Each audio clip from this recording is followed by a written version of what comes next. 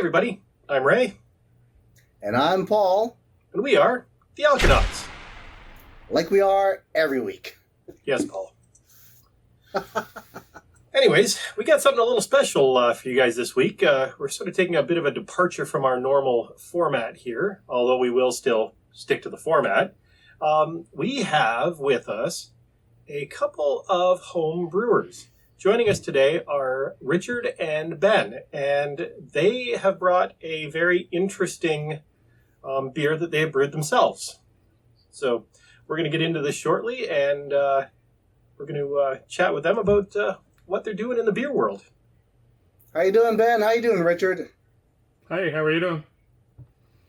I'm thirsty. Yes, understandable. Yes. Well, welcome to our show. Let's take an opportunity to find out who you guys are and how long you guys have been brewing at home.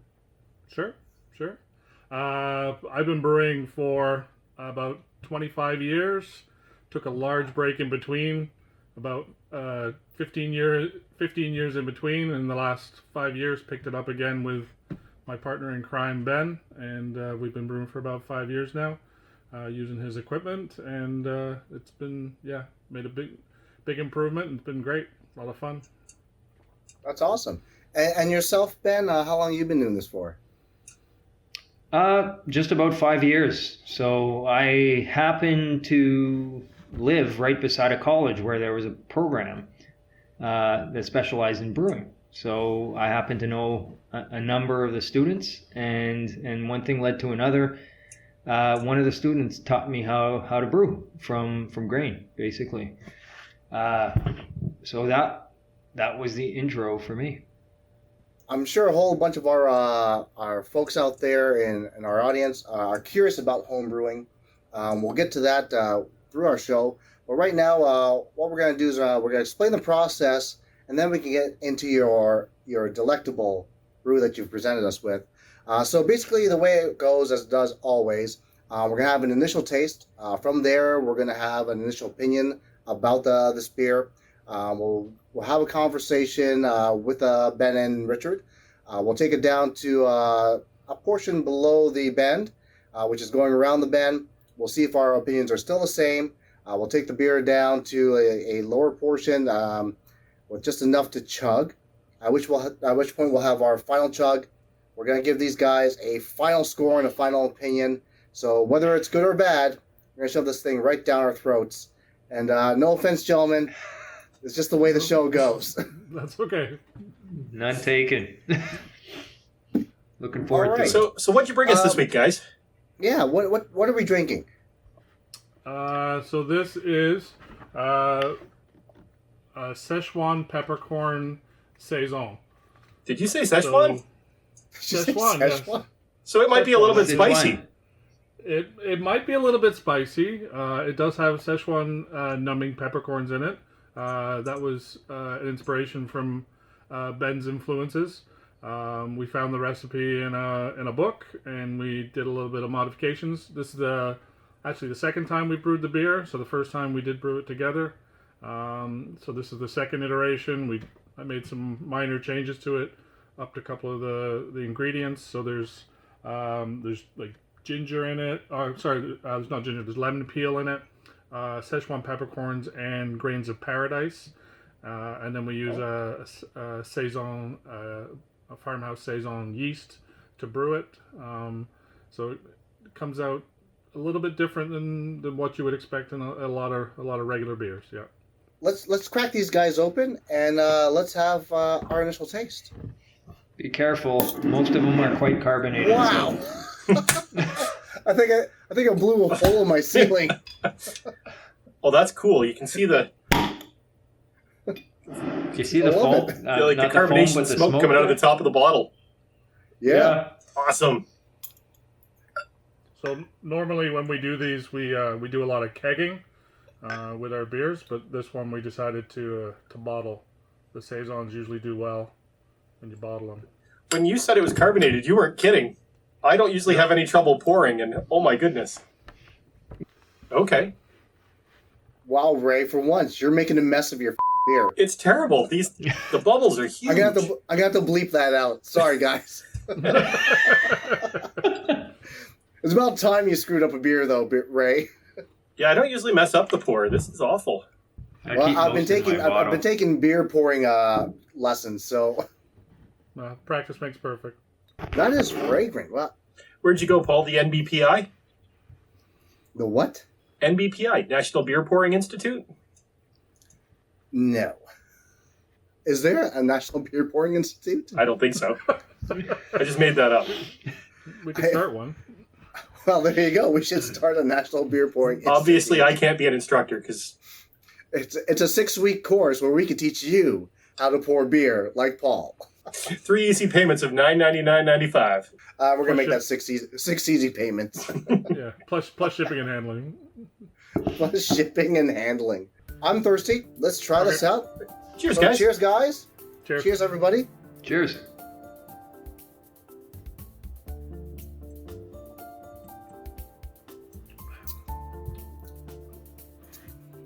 Oh, that's an interesting taste. It does have the saison-ish taste. Yeah. So a big difference you're gonna find with this type of beer is it's a saison, so it's a completely different kind of yeast. Yeah, I've tried saisons before, and they definitely have their unique inherent quality. Now, this looks like a lager or an ale. What's the difference between this and a saison? Well, it is an ale. It's an ale type yeast, in that you ferment it on the warm side rather than on the cold side. It's just that saison yeasts tend to eat through a lot more of the sugar, and you end up with a drier beer for the most part. But then you also get different, what they call esters, so different flavor profiles from the yeast eating through the sugar when it's fermenting as well. That's why you get a lot of those banana flavor, clove. That's from the yeast doing its work. That clove is exactly the first initial flavor that I got. So I'm getting right off the top of my head, I'm getting a slight hint of citrus in there. I get this aftertaste that I just can't put my finger on. It's almost like I'm drinking like a Red Horse, but it's a really nice taste. It's different from what I've tasted. You know what I mean? I'm more of the light beer kind of drinker. So anything with flavor in it is kind of like a party in my mouth, right? So right now, my initial thoughts are I'm liking this, and I can see myself drinking a couple more of these. Well, there is the citrus. You're definitely right with that. There's grated lemon rind in there in the recipe, so it does you do get some of that fragrant lemon flavors in there. It's almost like I get a dry aftertaste. Yeah, does that make sense? Yeah, that's mostly to do with the yeast. Because it's eating through a lot of the sugar. You don't have a lot of residual sugar left over in the beer, so it ends up being drier rather than sweeter. What are your thoughts, Ray? Yeah, I agree with everything you said, Paul. This to me seems like a fall beer. A fall and winter kind of beer. It's got the spice, the clove, the banana, it reminds me of like a banana bread sort of, the spice, the yeah. Although it can be a pretty refreshing beer in the middle of summer as well, out on the patio. You're telling me this tastes like banana bread? I totally get a banana sort of taste out of it for sure. That comes from the yeast for sure. Yeah. Oh, okay. Very common for saison yeasts. Well, that's not too bad. Yeah, like I said earlier, I've tried saisons before, and I forgot how much I actually enjoy them. For our audience out there who might be interested in homebrewing, tell me what the process was like 5 years ago getting into this and really getting up and running in terms of actually producing beer. Is it costly? Is there a lot of work? Because to me, homebrewing seems like a lot of work. It seems like I got to research all these different kinds of recipes. I've got to research all these different types of equipment. What's it like to start off for someone who wants to try homebrewing? I would say it's as complicated as you want it to be, but it can also be very simple at the same time. There's different levels that you can get in at. If you're a beginner, you can get into something called extract brewing. So that usually involves just buying either a tin or a bag of extract malt. So it's a liquid. You basically throw a pot on your stove. You throw the extract in there. You boil it up. You put that into a bucket typically, and put an airlock on the bucket, and then let it ferment. And once it's fermented, you can throw it in some bottles like these, Grolsch bottles or PET bottles or something like that. So I mean, they sell starter kits that you can buy for like $100, and that includes all the equipment that you need to get going and all the ingredients to make your first batch of beer. And then from there, sky's the limit. So I mean, Wow. the equipment that we use is obviously a step up from that. We're into all grain brewing, so that involves taking malted barley a lot of the time that's been crushed, and then we use that. We mash that, so we add water to it to extract the sugars from it, and then from there we take that liquid and then we process that, and then kind of do the same back end of it. You can just throw it in a bucket, throw an airlock on it, and then bottle it after you're done. Out of curiosity, Ben, how many liters do you guys do when you're creating a batch?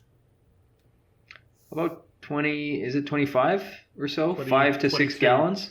It's five. It's 22? 5.5 gallons is usually our target brew sizes, and then we end up splitting those 5-gallon batches between the two of us. We each take 2.5 gallons and keg it. How did the two of you decide to get together and decide that you guys would make recipes and brew some stuff? I find home brewing is a nice hobby for at least two people. For one person, it's a lot of work, and there's a lot of things happening at the same time. So, two people, it's relaxing, it's fun at the same time. You can do other things while you're hanging out and doing the beer. So, I mean, we knew each other playing games, board games particularly before, and we had a few common hobbies. So once I mentioned, hey, I got this brewing equipment because I was interested, well, it just started from there, I would say. Yeah, like I said, I'd done it in the past. I'd done it years ago, and to be quite honest, made some terrible beers, and got out of it because it was just awful. But joining up with Ben and using his equipment and starting off fresh and different approach. It's the hobby's come a long way in the last 25 years as well. The equipment's improved, the ingredients have improved, the access to information. I mean, the information you can find on the internet and the groups you can join. I mean, it's so much more a larger community than it ever used to be. You guys should also know that Richard grows his own hops in his backyard. Mm-hmm. No and we way. have used those hops, those wet hops, to make things like smashes. Oh, wow. What variety of hops do you grow? I have three kinds: Cascade, Chinook, and Magnum. So the Magnum I grow because it's a good bittering hop, and the Cascade and the Chinook are just a good middle of the road, useful for lots of different styles of beer. So they're good for doing a bitter or an IPA or an ale or even a lager. So they're pretty versatile types of hops. Well, that's cool. And they grow well in this climate as well, where we are the latitude that we're at. Yeah, the Cascade I'm familiar with. I've heard of that one. The other two I haven't heard of. I seem to run into Galaxy and Citra hops a lot. Yep, a lot of IPAs. That's what they use. They're more modern day hops. They're a lot more recent. In the last maybe 10 years that they've become prevalent. The stuff that I use are probably older hops. A lot of those newer hops you can't actually buy commercial plants. You can't buy the plants themselves. They're owned by certain companies, and only they will supply those types of hops. So not everything is accessible to the home brewer if you want to grow your grow your own hops. I'm past the bend. As am I. Yeah. So I think let's have a sip, and let's find out if our opinions are still the same in regards to this beer. Cheers, guys. Cheers. Cheers. Cheers, everybody.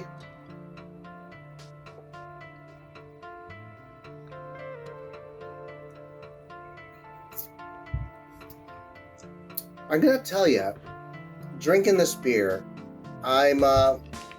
it's really easy going down. And for a light beer drinker like myself, that's a lot to say for something that's not labeled a light beer.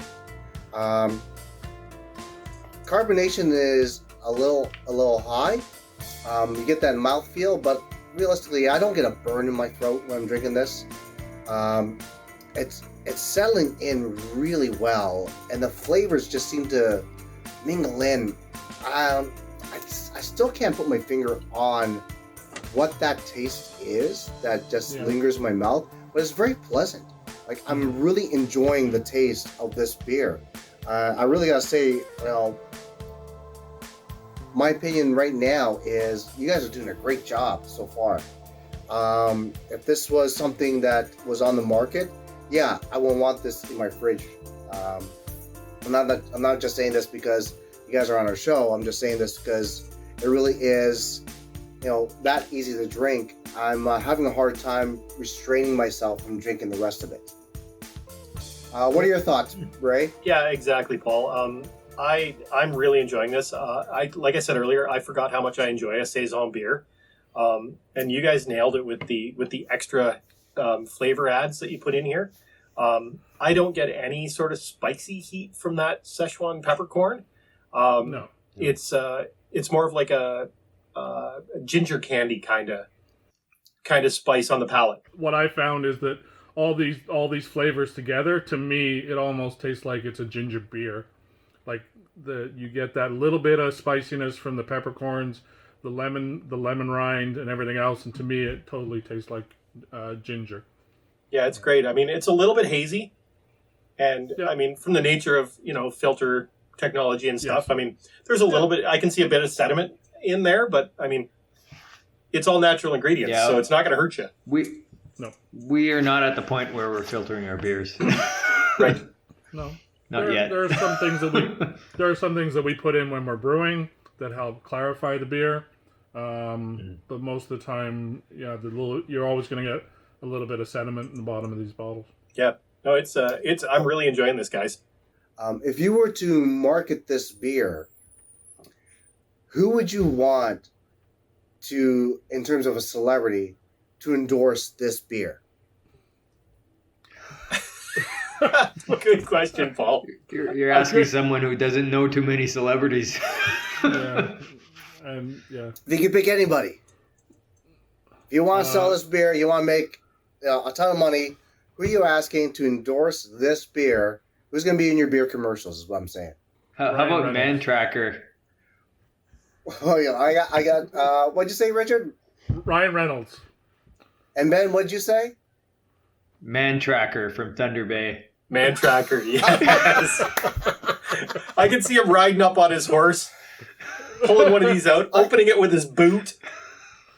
I could totally see Man Tracker being there, takes a guy down, cracks one open, and says, "You've been saisoned." And Ryan Reynolds, evidently, Ray's a big, huge Ryan Reynolds fan. Oh, I didn't know that. Because he's mentioned him before on previous episodes. But why would you say Ryan Reynolds? Canadian. Little bit of sophistication, good sense of humor. I think those are good attributes that you would want to present your beer. Good for all seasons. Ryan Reynolds, if you're out there, Szechuan Peppercorn Saison, these guys need some help promoting this. Yeah.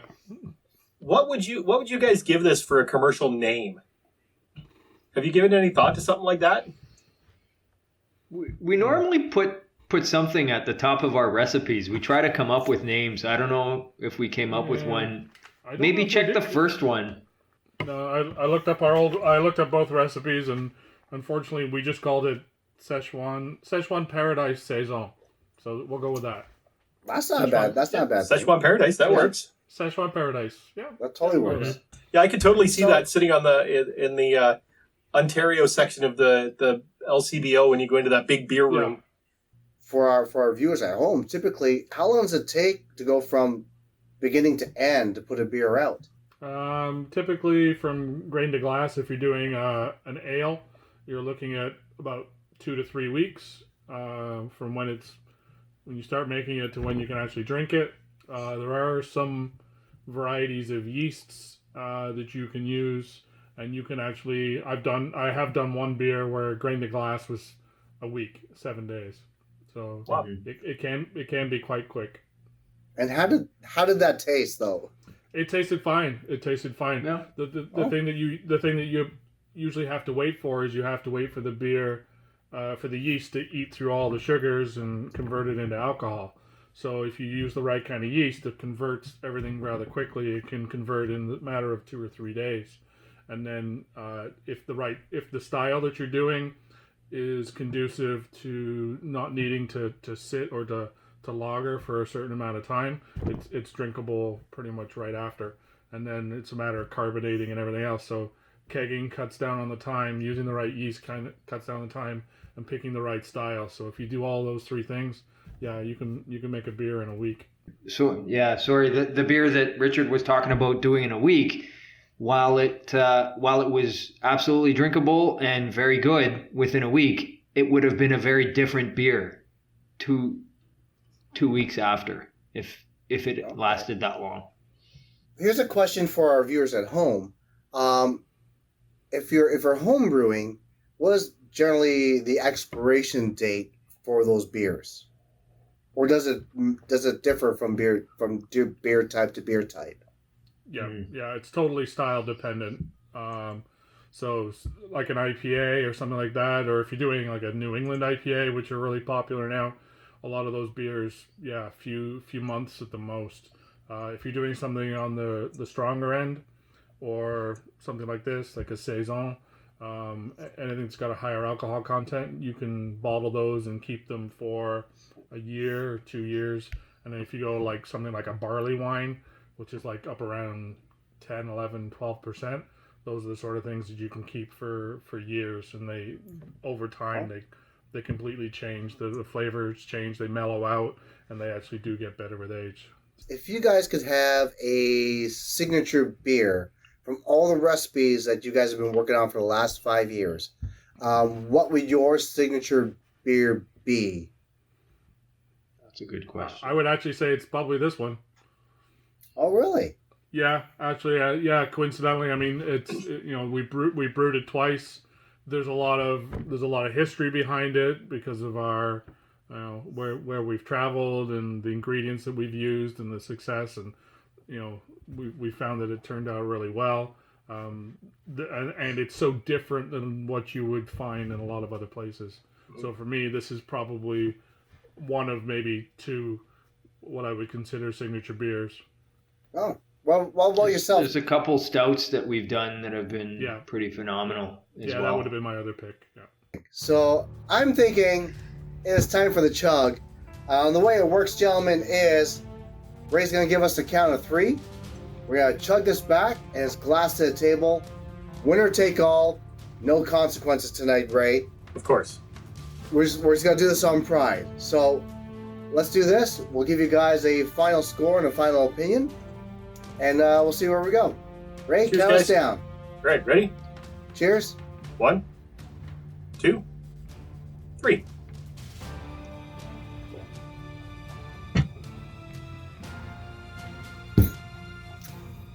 But, honestly, Ray, I had like half of the beer you had in your glass.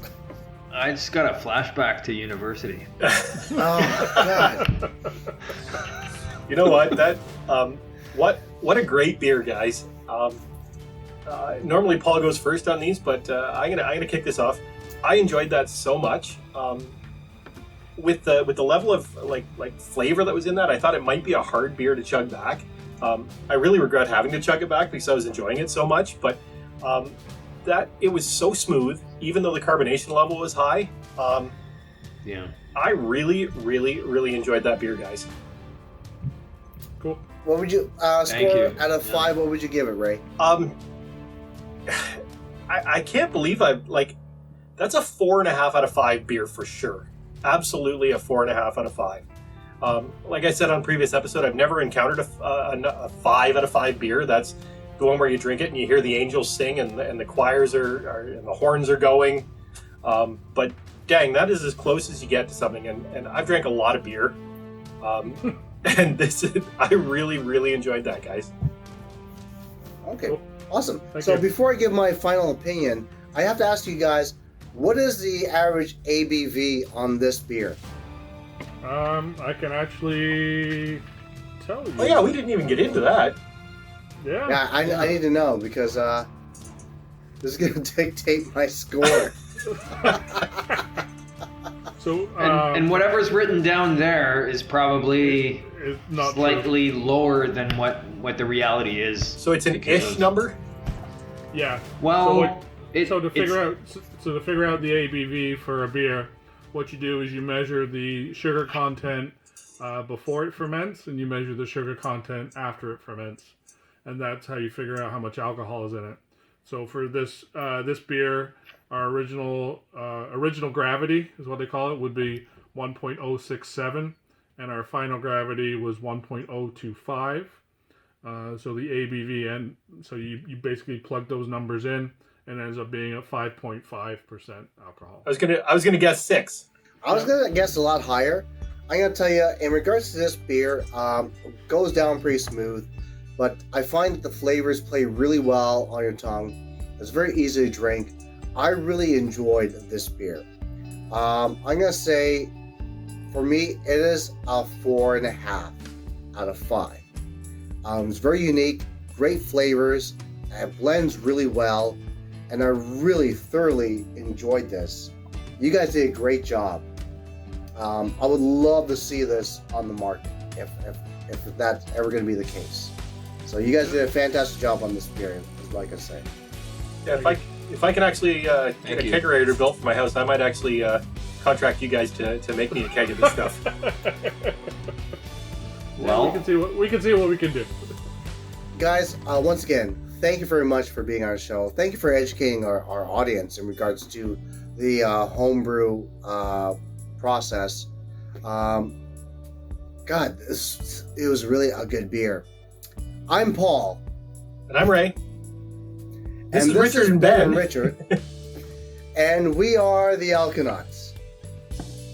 Thanks for joining us all. Cheers. Take care.